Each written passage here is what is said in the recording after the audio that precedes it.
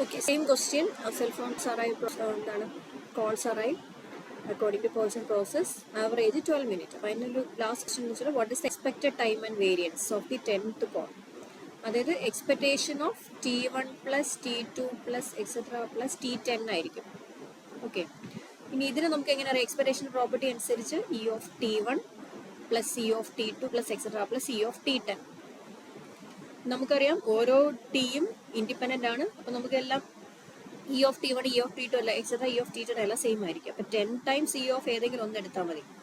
Expectation of T1 എന്ന് പറഞ്ഞാൽ എന്തായിരിക്കും?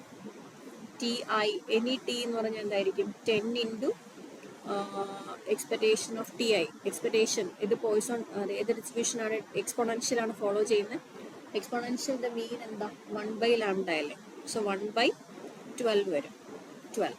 അപ്പോൾ 10/12 ആണ് ആൻസർ. 10/12 എന്ന് വെച്ചാൽ നമുക്ക് 5/6 എന്ന് എഴുതാം. ഓക്കെ, അതാണ് എക്സ്പെക്ടേഷൻ.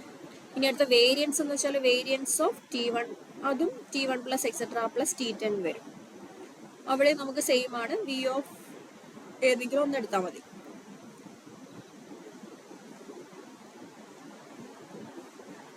എക്സ്പോണൻഷ്യലിന്റെ വേരിയൻസ് എന്താ? 1/λ² അല്ലേ? അപ്പോൾ 1/12² വരും. 1/144 വരും. ഓക്കെ, അപ്പം 10/144 ആണ് അതിൻ്റെ വേരിയൻസ്. ഓക്കെ അല്ലേ?